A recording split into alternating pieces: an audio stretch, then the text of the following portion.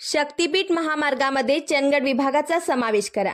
आमदार शिवाजी पाटील रस्ते विकास महामंडळाच्या बैठकीत मागणी. शक्तीपीठ महामार्गामध्ये चंदगड विभागाचा समावेश करावा अशी मागणी आमदार शिवाजी पाटील यांनी केली आहे.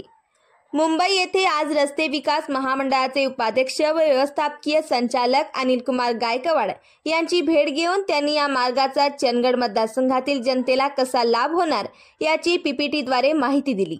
जिल्ह्यातून या मार्गाला विरोध होत असताना आमदार पाटील यांनी केलेल्या मागणीमुळे आश्चर्य व्यक्त होत आहे. राज्यातील 12 जिल्ह्यातून जाणाऱ्या या मार्गामुळे महत्त्वाची देवस्थाने जोडली जाणार आहेत. त्याचा त्या विभागातील विकासाला लाभ होणार आहे. चंदगड विभागात सुद्धा अनेक प्राचीन मंदिरे, गडकिल्ले आणि नैसर्गिक ठिकाणे आहेत.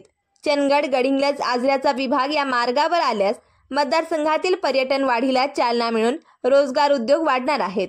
त्यामुळे या मार्गावर हा विभाग सुद्धा समाविष्ट करणे गरजेचे असल्याचे त्यांनी अधिकाऱ्यांना पटवून सांगितले. यासाठी त्यांनी संकेश्वर, हिटनी, सामानगड, मासेवाडी, वाघराळी, सांबरे, मुगळी, नागनवाडी, आसगाव, कोरज, कोकरे, जांभरे, इसापूर, पारगड मार्गे गोवा तसेच संकेश्वर, हिटनी, सामानगड, मासेवाडी, वाघराळी, सांबरे, मुगळी, वरगाव, गुडेवाडी, हल्लारवाडी, नांदवडे, मोटनवाडी फाटा ते पुढे गोवा तसेच पुणे, बेंगलोर राष्ट्रीय महामार्गापासून राजगोळी, खुर्द, किटवाड, होसूर, बुक्कीहाळ, महिपाळगड, देवरवाडी, शिनोळी, ढेकोळी, तुडे, म्हाळुंगे, कोली, कणकुंबी, गोवा तसेच गारगोटी, पिंपळगाव, माडिलगे, आजरा, चितळे, इब्राहिमपूर, नागनवाडी, आसगाव, कोकरे, जांभरे, इसापूर ते गोवा अशा 4 मार्गासंदर्भात माहिती दिली. यापैकी कोणताही एक मार्ग प्रस्तावित करावा अशी मागणी त्यांनी केली आहे.